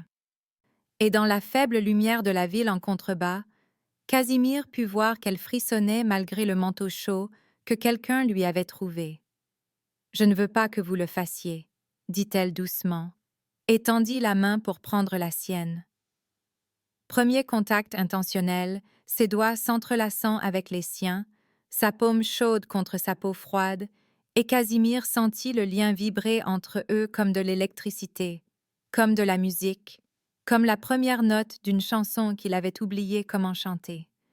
Il se tourna pour lui faire face complètement, son autre main se levant pour lui prendre le visage comme il l'avait fait la nuit précédente, et Helena se pencha dans son contact, les yeux fermés. « Qu'est-ce qui se passera à l'audience » murmura-t-elle. « Je ne sais pas, » admit Casimir. « Mais je sais que je préférerais y faire face avec vous plutôt que de faire face à 287 autres années sans vous. » Helena ouvrit les yeux, et il y vit de la peur et de la détermination et autre chose pour laquelle il n'avait pas encore de nom, mais qu'il reconnaissait néanmoins. « Alors nous y ferons face ensemble, » dit-elle. « Ensemble » acquiesça Casimir, et ils restèrent là dans le givre et l'obscurité, avec les lumières de la ville en contrebas, et les étoiles au-dessus, et 36 heures, jusqu'à ce que tout finisse ou commence. La salle du jugement avait été transformée en quelque chose qui ressemblait moins à une salle d'audience qu'à une arène de gladiateurs, des projecteurs éblouissants à chaque coin, des caméras montées sur des rails qui encerclaient la pièce comme des prédateurs évaluant leur proie. Les murs et le plafond de verre réfléchissant la lumière jusqu'à ce que tout l'espace semble brûler d'une luminosité artificielle qui ne laissait aucun endroit où se cacher et rien d'invisible. Helena était assise seule au pupitre du plaignant, un podium de verre positionné au centre exact de la chambre circulaire, et elle se sentait exposée d'une manière qui allait au-delà de la visibilité physique, comme si chaque objectif de caméra lui arrachait la peau, les muscles et les os jusqu'à ce qu'il ne reste que ses terminaisons nerveuses, à vif, tremblantes et hypersensibles, au poids de 12 millions de téléspectateurs regardant à travers tous les territoires, humains et vampires confondus, tous attendant de voir si elle se sauverait ou se condamnerait par ses propres mots. Casimir se tenait au fond de la salle. Interdit par le protocole de s'asseoir sur le trône de verre pendant les procédures où il avait accordé le sanctuaire, et ses mains étaient si serrées à ses côtés qu'Helena pouvait voir la tension de l'autre côté de la pièce, pouvait voir la violence à peine contenue dans son immobilité, pouvait sentir à travers le lien qui vibrait maintenant constamment entre eux son besoin désespéré de la protéger et son incapacité absolue à faire autre chose que regarder. Le Conseil des 7 présidait depuis leur demi-cercle surélevé, les robes noires contrastant avec le marbre blanc, les visages impassibles de cette manière qui signifiait qu'ils avaient déjà décidé de l'issue et que cette audience n'était que du théâtre, une simple procédure, une simple formalité avant de rendre le verdict qu'ils avaient écrit, avant même qu'Helena n'entre dans la pièce. Corvin se tenait au pupitre de l'accusation en face d'Helena, et quand il parla, sa voix portait l'autorité douce de quelqu'un qui n'avait jamais douté de son droit de déterminer qui vivait et qui mourait. Mademoiselle Helena Marsh cherche à contester les actions légales des exécuteurs Dine Volkov et Saren Cross, commença-t-il, ses mots mesurés et froids. Ces exécuteurs ont réagi de manière appropriée lorsqu'un enfant humain, une certaine Lily Marsh, a touché une propriété de vampire sans autorisation. En vertu de la section 47 du Code territorial, un tel contact constitue un vol et autorise une force corrective immédiate. Les exécuteurs ont agi conformément au protocole établi pour maintenir l'ordre et décourager de futures violations. Cette audience démontrera que bien que nous sympathisions avec le chagrin de Mademoiselle Marsh, la loi existe pour protéger tous les citoyens, vampires et humains, et ne peut être annulée simplement parce qu'un individu trouve son application douloureuse. Les exécuteurs témoignèrent ensuite, Dan Volkov le premier, un vampire qui semblait à peine plus âgé que 20 ans, mais dont le dossier personnel indiquait 140 ans, dont 90 passés dans l'application de la loi. Il parlait avec l'affect plat de quelqu'un récitant un script mémorisé, ses yeux ne rencontrant jamais vraiment ceux d'Elena, alors qu'il décrivait comment l'enfant humain s'était jeté sur le chariot de pommes, comment lui et son partenaire avaient évalué la situation comme un vol potentiel en cours, comment ils avaient donné un avertissement verbal qui était resté sans réponse, comment la force corrective avait été appliquée conformément à la formation et à la réglementation. Puis Saren Cross prit la parole, d'apparence plus âgé, peut-être 30 ans quand il avait été transformé, et son témoignage correspondait mot pour mot à celui de Volkov d'une manière qui retourna l'estomac d'Elena parce qu'elle savait qu'il mentait, savait que Lily ne s'était jamais jetée nulle part, savait qu'il n'y avait pas eu d'avertissement, savait avec une certitude absolue que sa sœur était morte, non pas parce qu'elle avait enfreint la loi, mais parce que 2 vampires avaient vu un enfant humain affamé comme une occasion d'exercer le pouvoir qu'on leur avait donné sur quelque chose de petit, d'impuissant et de sans défense. Elena prit la parole lorsque les exécuteurs eurent terminé, ses jambes tremblant si fort qu'elle dut s'agripper au bord du podium de verre pour se tenir debout, sa voix se brisant sur les premiers mots, mais ensuite elle pensa à Lily, pensa au rire de sa sœur, à son chant terrible et à la façon dont elle dessinait des oiseaux dans les marges de ses cahiers. Et sa voix se raffermit en quelque chose qui pouvait porter à travers la vaste salle, à travers les caméras, à travers 12 millions de personnes qui entendraient cela, qu'elles le veuillent ou non. Le nom de ma sœur était Lily Marsh, dit Elena, et elle avait 8 ans. Elle adorait dessiner des oiseaux, même si elle n'en avait jamais vu la plupart, parce que les photographies étaient tout ce qui nous restait après l'établissement des territoires. Elle avait peur du noir, et elle se glissait dans mon lit la nuit, et me faisait lui raconter des histoires jusqu'à ce qu'elle s'endorme. Elle voulait être enseignante comme notre mère l'était avant l'effondrement. Elle avait toute la vie devant elle. Les mains d'Elena se crispèrent sur le podium, les jointures blanches contre la surface transparente.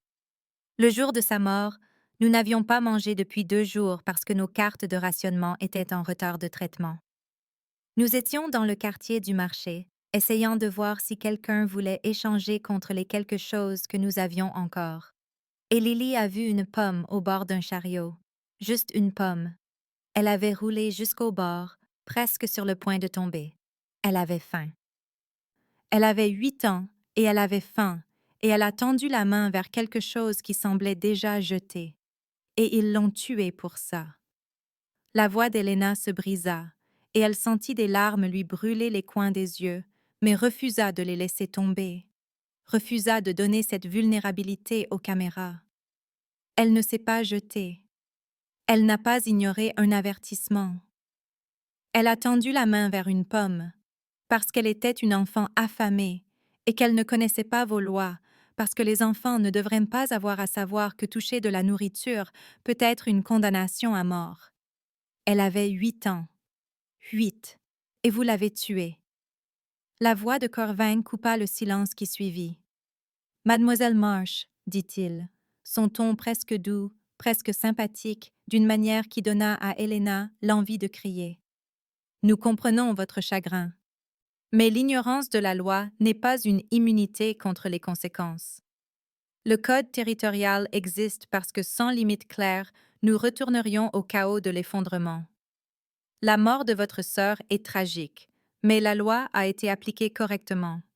Les exécuteurs ne peuvent être tenus responsables du manque de connaissance de votre sœur sur les protocoles qui assurent la sécurité de tous les humains.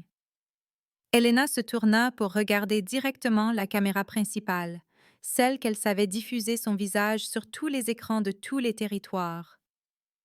Alors votre loi est monstrueuse, dit-elle, et sa voix était maintenant stable, était claire, froide et absolument certaine. Si votre loi dit qu'un enfant affamé de 8 ans mérite de mourir pour avoir tendu la main vers une pomme, alors votre loi ne protège personne. Elle vous donne juste la permission de nous tuer et d'appeler ça la justice. La salle explosa, les membres du conseil exigeant le calme, les objections de Corvin s'élevant au-dessus du bruit, les manifestants humains à l'extérieur du bâtiment hurlant leur soutien ou leur condamnation selon le côté de la fracture où ils se trouvaient.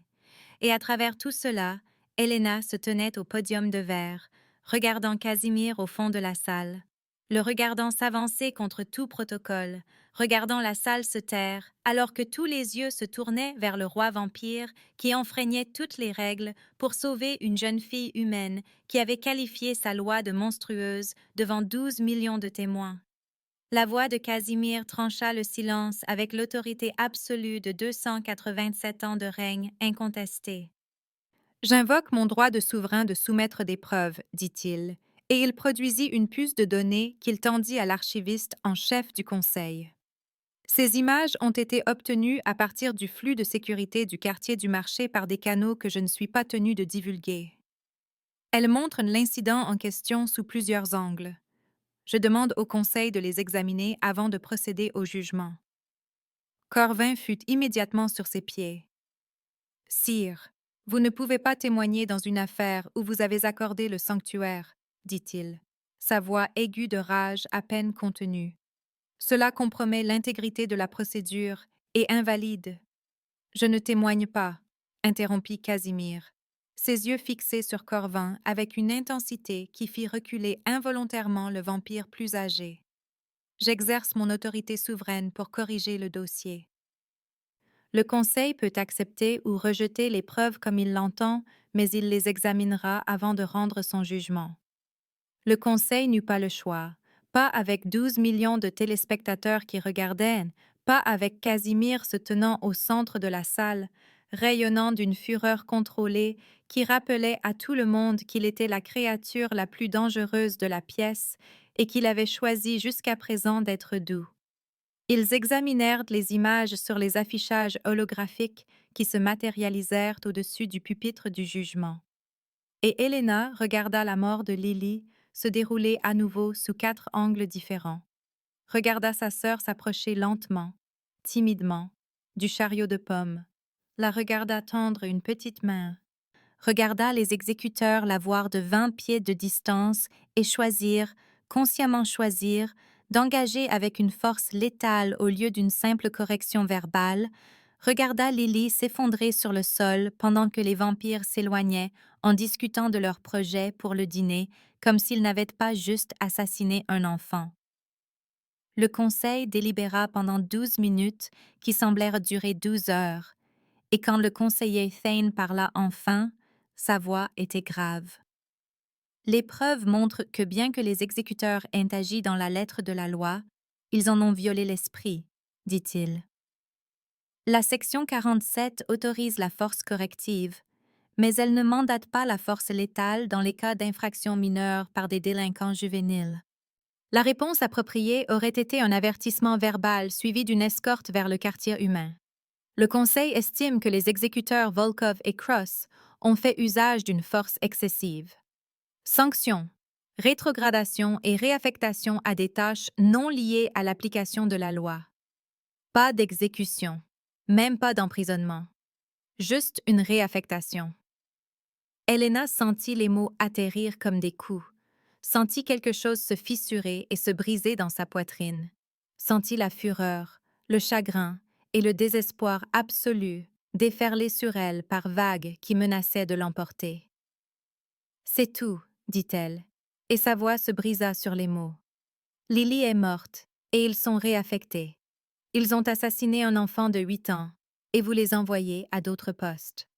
Le docteur Keshet se leva de son poste d'observation médicale. Son visage professionnellement neutre mais sa voix portant une urgence qui commanda une attention immédiate. Les marqueurs neurochimiques du roi indiquent un lien de troisième étape imminent, annonça-t-elle, ces mots résonnant dans la salle. Si cette audience se poursuit, sa biologie achèvera le lien d'ici 1 heure. Je recommande vivement une cessation immédiate des procédures pour permettre une intervention et une éventuelle inversion de la cascade. Casimir se tourna pour regarder Helena, et elle le regarda en retour à travers la longueur de la salle du jugement, à travers les caméras, le conseil et les 12 millions d'yeux qui regardaient. Et dans son expression, elle vit une question. Le vit lui offrir une dernière chance de s'en aller, de laisser les médecins intervenir et effacer le lien et les ramener tous les deux à ce qu'ils étaient avant qu'elle ne se jette sur lui dans un chagrin désespéré. Et Helena réalisa avec une clarté parfaite qu'elle ne voulait pas revenir en arrière, ne voulait pas retourner à l'engourdissement, à l'isolement et à la survie éreintante qui avait défini son existence avant que Casimir ne la regarde comme si elle comptait, avant qu'il ne la choisisse plutôt qu'un empire, avant qu'il ne lui fasse sentir que la mort de Lily pouvait signifier quelque chose de plus qu'une simple statistique dans un rapport que personne ne lirait. « Laissez-le s'achever, dit Casimir, ses yeux ne quittant jamais le visage d'Helena. Le conseil se figea, chaque membre le fixant sous le choc, et Corvin se leva si brusquement que sa chaise tomba bruyamment sur le sol. « Sire, dit-il, sa voix tendue d'un triomphe à peine dissimulé, si vous achevez un lien létéen, vous renoncez à votre droit de régner. La clause 9 de la Charte souveraine stipule explicitement que tout roi vampire qui forme un lien de survie-dépendance avec un humain est jugé compromis au-delà de sa capacité à gouverner et doit abdiquer dans les 24 heures suivant l'achèvement du lien. « Je suis conscient, dit Casimir, sa voix calme et absolument certaine, et j'accepte les conséquences. » Il traversa la salle vers Helena, chaque pas capturé par une douzaine de caméras, diffusé sur 12 millions d'écrans, et quand il atteignit le podium de verre, il lui prit les mains dans les siennes, ses doigts froids s'enroulant autour des siens, chauds, avec une douceur qui lui serra la gorge. « Vous m'avez demandé pourquoi je m'en soucie, dit-il, s'adressant à elle, mais sachant que le monde écoutait. C'est parce que vous m'avez fait me sentir à nouveau humain. Vous m'avez regardé comme si j'étais encore capable de compassion au lieu de simple calcul, comme si je comptais encore en tant que quelque chose de plus qu'un symbole d'autorité. Et je préférerais vivre une vie humaine avec vous, en ressentant tout, plutôt que de passer une autre éternité seule sur ce trône à ne rien ressentir. » Helena sentit le lien se verrouiller en place comme une clé tournant dans un mécanisme dont elle ignorait l'existence, sentit quelque chose de fondamental changer dans sa poitrine, sentit la présence de Casimir s'installer dans sa conscience comme s'il avait toujours été là et qu'elle avait juste attendu qu'il arrive. Les moniteurs du docteur Keshet s'affolèrent, des alarmes sonnant, des affichages holographiques montrant des cascades neurochimiques dans leurs deux cerveaux, le lien de troisième étape s'initiant et s'achevant en l'espace de quelques battements de cœur, irréversible maintenant, permanent, liant leurs instincts de survie d'une manière qui signifiait que si l'un mourait, l'autre suivrait, voudrait suivre, serait biologiquement incapable de choisir de continuer à exister seul. Corvin agit immédiatement, sa voix résonnant d'autorité alors qu'il s'adressait au conseil. « J'appelle à un vote d'urgence sur l'abdication, » dit-il. Le roi a achevé un lien létéen et est donc compromis au-delà de sa capacité à régner. La clause 9 exige. La clause du sanctuaire m'accorde 72 heures, interrompit Casimir, sans élever la voix mais remplissant d'une manière ou d'une autre la salle de son. Je l'ai invoquée à 20h47 le 13 novembre. Elle expire à 20h47 ce soir. Il me reste encore 4 heures.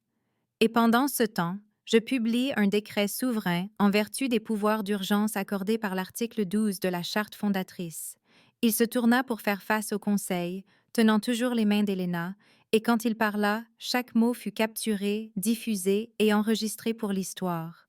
Le Code territorial, section 47, est par la présente suspendu en attendant un examen et une révision complets, dit-il. Aucun humain ne sera exécuté pour contact fortuit avec une propriété de vampire sans preuve claire d'intention de voler ou de nuire. Tous les protocoles d'application de la loi seront révisés pour prioriser la désescalade par rapport à la force létale face aux délinquants juvéniles.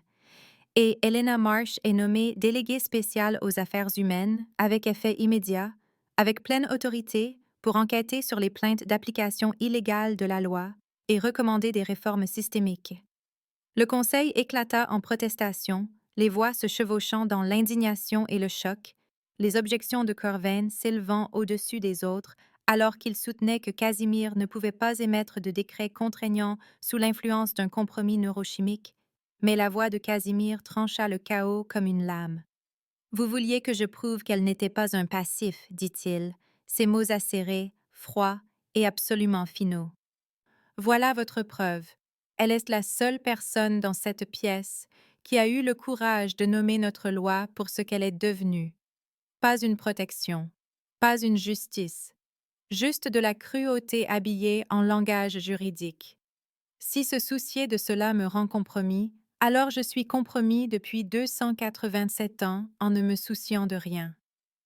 Il se tourna vers Helena, et son expression s'adoucit en quelque chose qui ressemblait presque à de la paix. Vous vouliez que Lily compte, dit-il doucement. Maintenant, c'est le cas. Sa mort changera la loi. On se souviendra de son nom. Vous avez gagné. Helena pleurait, mais pas de chagrin cette fois, pas de la rage creuse qui l'avait consumée depuis qu'elle avait vu Lily mourir, mais de soulagement, d'espoir, de la prise de conscience écrasante que la mort de sa sœur ne serait pas vaine, ne serait pas oubliée, ne serait pas juste une autre ligne dans un rapport que personne ne lisait. Elle serra les mains de Casimir et le sentit serrer les siennes en retour, sentit le lien vibrer entre eux comme une chose vivante, sentit 12 millions de personnes regarder alors qu'elle se penchait en avant et pressait son front contre le sien et murmurait « merci » d'une voix que seule lui pouvait entendre. « L'audience est levée », annonça le conseiller Thane, sa voix lourde de résignation. Le décret est maintenu en attendant un examen plus approfondi. Le roi dispose de 4 heures avant le début de la procédure d'abdication. La diffusion se termina. Les caméras s'éteignirent. Les projecteurs s'atténuèrent. Et Casimir et Helena se tinrent ensemble au centre de la salle du jugement, pendant que le conseil sortait en silence et que l'expression de Corvin promettait que ce n'était pas fini, que les 4 prochaines heures détermineraient s'ils avaient gagné quoi que ce soit, ou s'ils s'étaient simplement acheté du temps pour voir tout ce qu'ils avaient construit s'effondrer autour d'eux. Mais pour l'instant, à ce moment précis, avec le lien achevé, le nom de Lily prononcé devant des millions de personnes et la loi changée même si le coup était tout ce que Casimir avait été pendant les 287 dernières années, Helena se permit de croire qu'ils avaient gagné quelque chose qui comptait. 4 heures jusqu'à l'abdication. 4 heures pour trouver comment survivre à ce qui allait suivre. La fenêtre de sanctuaire de 72 heures expira à exactement 20h47, et Casimir sentit la protection légale se dissoudre comme le givre matinal sous le soleil, sentit le bouclier invisible qui avait gardé Helena en sécurité pendant 3 jours s'évanouir, et la laisser exposée à ce que le conseil déciderait de faire ensuite. À 21h, 13 minutes plus tard, le conseil se réunit dans la salle du jugement avec la solennité formelle des bourreaux, se préparant à une exécution d'État, bien que cette fois la mort serait politique plutôt que physique, la fin d'un règne plutôt que d'une vie, et Casimir se tint devant eux avec Helena à ses côtés, et sentit 287 ans d'autorité absolue lui glisser entre les doigts comme de l'eau. Le conseiller Thane parla avec le poids des siècles pesant sur chaque mot. Casimir Thorne, par l'autorité conférée à ce conseil par la Charte souveraine, nous acceptons votre abdication comme l'exige la clause 9, dit-il. Vous avez achevé un lien létéen avec un humain et êtes donc compromis au-delà de votre capacité à gouverner seul. Votre règne prend fin à cet instant. Le vote de succession commencera immédiatement.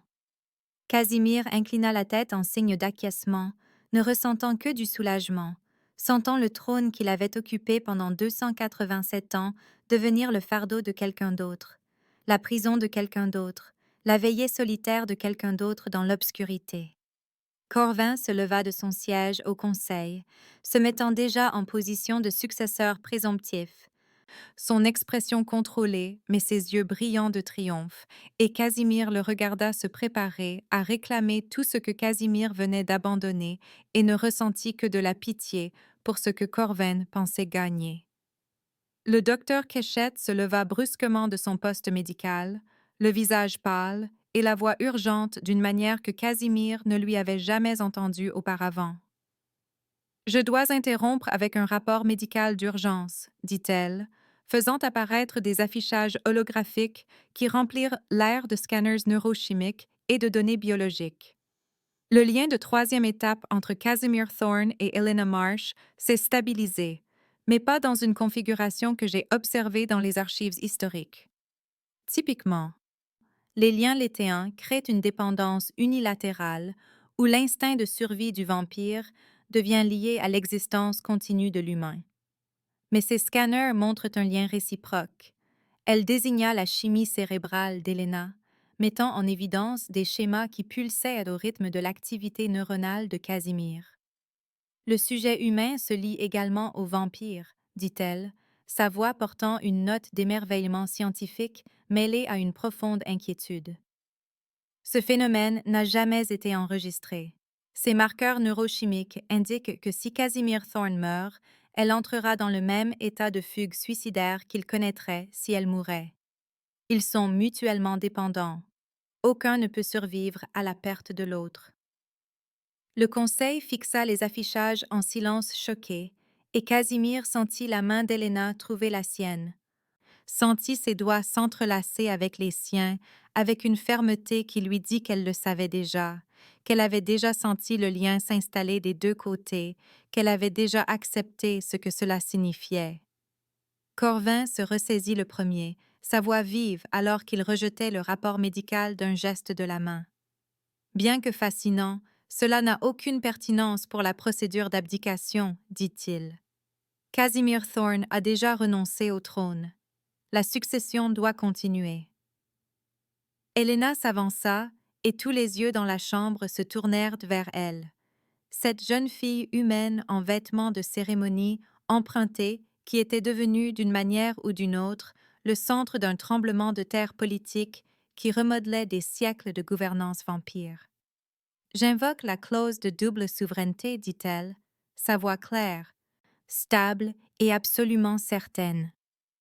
Établie en 1623 sous le règne du roi Mathias, la clause stipule qu'un souverain vampire qui a abdiqué en raison d'un lien avec un humain peut conserver une corégence si l'humain lié accepte d'assumer une responsabilité de gouvernance égale et passe un procès par interrogatoire du Conseil pour démontrer sa compétence et son engagement envers le bien-être de tous les territoires.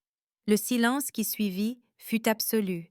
Chaque membre du conseil figé de stupeur, et Casimir fixa Elena avec quelque chose qui ressemblait à de l'admiration parce qu'il ne lui avait pas parlé de la clause de double souveraineté, n'y avait même pas pensé lui-même, car elle n'avait pas été invoquée depuis 402 ans. Avait été inscrite dans la loi pendant une brève période de réforme progressiste, puis tranquillement enterrée sous des siècles de tradition qui préféraient que les souverains vampires restent libres de toute influence humaine. Mais Elena l'avait trouvée d'une manière ou d'une autre, l'avait recherchée pendant les 4 heures entre l'audience et l'abdication. S'était armée de la seule arme qui pouvait leur permettre de conserver ce qu'ils avaient construit. « C'est absurde, dit Corvin, sa voix s'élevant avec une rage à peine contenue. La clause de double souveraineté a été écrite pour une autre époque, un autre contexte. Mademoiselle Marsh n'est pas qualifiée, n'est pas un vampire, n'est pas du tout préparée à gouverner des millions de citoyens à travers de multiples territoires. Lui accorder la corégence déstabiliserait tout le système. La loi est claire, dit lentement le conseiller Thane, ses yeux passant d'Helena à l'affichage holographique de la charte, qui s'était matérialisé à son invocation. Si un humain lié demande le procès, nous devons le lui accorder. La clause n'a jamais été formellement abrogée. Je demande formellement le procès, dit Helena, et Casimir entendit le tremblement sous sa voix ferme, entendit la terreur qu'elle cachait, entendit le courage désespéré qu'il fallait pour se tenir devant 7 vampires anciens et exiger qu'ils lui donnent le pouvoir sur le système même qui avait tué sa sœur. Je comprends la loi, je comprends l'histoire, je comprends ce que je demande. Et je suis prête à prouver que je peux le faire. Le procès commença à minuit, la salle du jugement reconfigurée avec Helena, seule au pupitre du plaignant, tandis que le Conseil des 7 l'interrogeait à tour de rôle sur le droit, la politique, l'histoire, l'éthique, la théorie de la gouvernance, chaque question conçue pour exposer son ignorance et justifier le rejet de sa demande. Casimir se tenait à nouveau au fond de la salle, interdit d'intervenir, forcé de regarder alors qu'il disséquait ses connaissances, testait sa compréhension et la poussait aux limites absolues de ce qu'elle avait appris en 4 jours d'études intensives.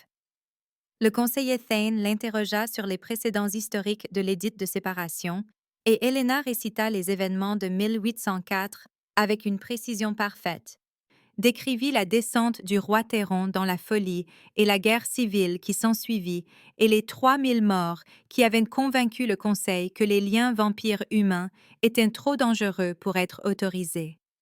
La conseillère marraine l'interrogea sur la structure économique des territoires et Helena expliqua le système d'allocation des ressources, les réseaux de distribution des rations, les accords commerciaux entre les colonies de vampires et d'humains, ses réponses s'appuyant sur 4 jours de conversation avec Casimir et une vie entière passée à survivre au sein d'un système qu'elle demandait maintenant la permission de changer. Pendant 3 heures, ils la questionnèrent, et pendant 3 heures, elle répondit, sa voix devenant rauque mais jamais incertaine. Ses connaissances s'étendant au-delà de ce que Casimir lui avait enseigné pour englober des perspectives issues de sa propre expérience de vie en tant qu'humaine sous la loi des vampires, des perspectives que le Conseil n'avait jamais envisagées parce qu'il n'avait jamais pris la peine de demander à un humain ce que cela faisait d'être gouverné par des créatures qui les considéraient comme inférieures.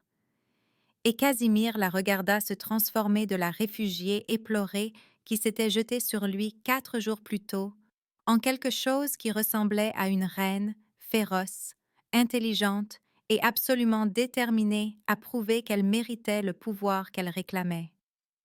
Finalement, à 3h30 du matin, Corvin se leva et posa la question que Casimir savait qu'il allait poser. Pourquoi une humaine devrait-elle se voir accorder le pouvoir sur les vampires? Demanda Corvin, sa voix froide et précise. Vous êtes mortel, fragile, limité dans votre compréhension par votre courte durée de vie et votre expérience étroite. Vous avez vécu dans ce système pendant 24 ans. Nous le gouvernons depuis des siècles. Quelle justification possible existe-t-il pour vous donner autorité sur des créatures infiniment plus âgées, plus fortes et plus savantes que vous ne le serez jamais? Helena croisa le regard de Corvin et ne sia pas. Parce que j'ai vécu des 2 côtés, dit-elle doucement. Je sais à quoi ressemblent vos lois du point de vue de quelqu'un qui n'a aucun pouvoir, aucune voix, aucun choix autre que d'obéir ou de mourir. Je sais ce que ça fait de regarder ma sœur se vider de son sang sur un coin de rue pendant que des vampires passent en discutant de leurs projets pour le dîner. Je sais ce qu'il en coûte de survivre dans un système conçu pour que les humains soient reconnaissants d'avoir la permission d'exister. Et je passerai chaque jour de ma vie à m'assurer que vos lois coûtent moins cher, à m'assurer que le prochain enfant de 8 ans qui tend la main vers une pomme n'en meurt pas, à m'assurer que les humains soient vus comme des personnes, pas des problèmes à gérer. Elle fit une pause, et quand elle parla à nouveau, sa voix portait le poids de la mort de Lily, des 4 jours de combat, du lien qui liait sa survie à celle de Casimir et de tout ce qu'elle avait perdu et tout ce qu'elle avait gagné. Vous avez raison de dire que je suis mortelle, dit-elle. Il me reste peut-être 60 ans si j'ai de la chance. Mais cela signifie que je n'ai pas de siècles à perdre à maintenir des traditions qui ne servent à rien d'autre qu'à préserver votre confort. Je n'ai pas le temps d'être patiente avec l'injustice. Et je ne passerai pas ma brève vie à regarder des humains mourir pour des lois qui pourraient être changées si quelqu'un se souciait assez d'essayer. Le silence qui suivit fut profond, et Casimir vit plusieurs membres du conseil échanger des regards, vit quelque chose changer dans leurs expressions, vit le calcul passer de savoir si elle était qualifiée à savoir s'il pouvait se permettre de la rejeter, alors que 12 millions de personnes l'avaient vue tenir tête au roi vampire et exiger justice pour sa sœur. À 3h47 du matin, le conseiller Thane appela au vote et Casimir retint son souffle pendant que les membres du conseil rendaient leur décision à l'ancienne. 7 pierres placées dans l'urne de vote, blanches pour l'approbation et noires pour le rejet. 4 pierres blanches, 3 pierres noires. La clause de double souveraineté fut invoquée. Helena Marsh devint co-souveraine des territoires vampires à 3h50 et 1 du matin le 16 novembre 2025, et Casimir regarda son visage, alors que le Conseil reconnaissait formellement son autorité, et vit le choc céder la place à une détermination féroce, la vie redresser les épaules et accepter le poids de la gouvernance, comme elle avait accepté chaque fardeau impossible jeté sur elle au cours des 4 derniers jours, avec grâce, courage et un refus absolu de se briser. Casimir restait roi, mais maintenant il partageait le trône de verre avec une humaine qui avait l'autorité légale de mettre son veto à toute loi qui nuirait à son peuple, qui avait le pouvoir de réécrire le système qui avait tué sa sœur, qui avait transformé le chagrin en but et la survie en révolution. Corvin se leva brusquement, sa chaise raclant contre le marbre, son visage un masque de fureur à peine contenu. Vous avez créé un précédent qui détruira tout ce que nous avons construit, dit-il, ces mots adressés à Casimir, mais ses yeux fixés sur Helena, avec quelque chose qui ressemblait à de la haine, mêlé à un respect réticent. Vous avez donné aux humains un avant-goût du pouvoir, qu'ils ne renonceront jamais volontairement. Vous avez sapé 221 ans de séparation prudente. Vous avez planté les graines d'une guerre que vous ne vivrez pas pour voir se terminer. Tant mieux, dit doucement Casimir, se déplaçant pour se tenir à côté d'Helena, sa main trouvant le creux de son dos dans un geste de soutien et de partenariat que 12 millions de personnes avaient vu se former au cours des 4 derniers jours. Il fallait le détruire. Le système que vous protégez est construit sur la prémisse que les humains sont inférieurs, dispensables, des pertes acceptables au nom de l'ordre. Et je préférerais tout réduire en cendres plutôt que de passer un autre siècle à prétendre que cette prémisse est autre chose que monstrueuse. Corvin le fixa un long moment, et Casimir vit le conseiller faire des calculs, planifier des stratégies, se préparer à des batailles qui viendraient dans des mois ou des années lorsque le choc de ce soir se dissiperait et que la résistance au changement s'organiserait en quelque chose de plus dangereux qu'un politicien vaincu.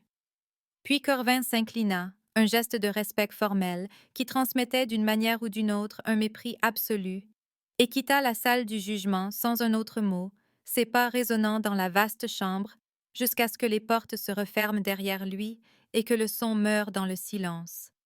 Le conseil se dispersa, certains membres offrant des félicitations qui semblaient sincères et d'autres offrant des félicitations qui sonnaient comme des avertissements, et finalement Casimir et Helena se tinrent seuls dans la salle du jugement, tandis que l'aube commençait à percer à travers le plafond de verre, rendant tout doré, chaud et douloureusement beau. Casimir prit la main d'Helena et la conduisit sur le balcon qui surplombait North Haven, le même balcon où 4 jours plus tôt il avait regardé la ville et n'avait ressenti que le poids des siècles pesant sur ses épaules et la certitude froide qu'il régnerait seul pour toujours. Ils se tinrent ensemble alors que le soleil se levait sur les bâtiments de verre, les colonies humaines et les territoires vampires, alors que le givre fondait sur les balustrades et que le vent froid cédait la place à quelque chose qui ressemblait presque à de la chaleur, et Helena posa la question que Casimir attendait. Qu'est-ce qui se passe maintenant, dit-elle. Maintenant, nous réécrivons les lois, répondit Casimir, la serrant contre lui, respirant l'odeur de ses cheveux, le son de son cœur et la chaleur féroce de sa présence. Ensemble, plus d'édits écrits dans le sang, plus d'enfants mourant pour des pommes, plus de séparation entre les espèces quand la coopération sert mieux tout le monde. Nous reconstruisons le système de fond en comble, et nous le faisons bien cette fois.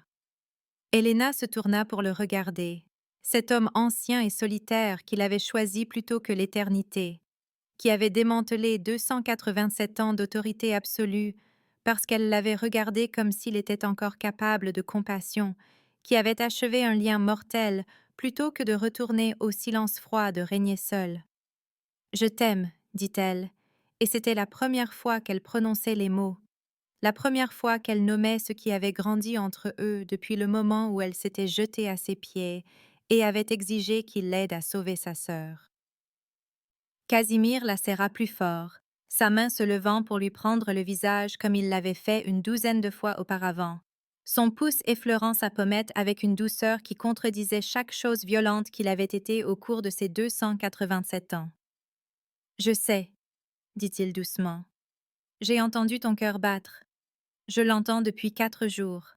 C'est le seul son qui a compté en 2 siècles. » Helena sourit, et c'était le premier vrai sourire que Casimir avait vu d'elle, pas le sourire de survie désespérée ou le sourire politique, mais quelque chose de sincère, de chaleureux et plein d'un espoir douloureux et magnifique. « Alors embrasse-moi, murmura-t-elle. Embrasse-moi pendant que le soleil se lève et que le monde change et que nous trouvons comment construire quelque chose qui ne coûte pas autant de sang. » Casimir l'embrassa alors que le soleil se levait sur North Haven, chaud, doré et plein d'un avenir qu'aucun d'eux ne s'attendait à avoir 4 jours plus tôt, et le lien entre eux vibrait avec la certitude que quoi qu'il arrive ensuite, ils y feraient une face ensemble, co-souverains d'un royaume qu'ils étaient déterminés à transformer en quelque chose qui honorait les vivants, au lieu de simplement gérer les mourants.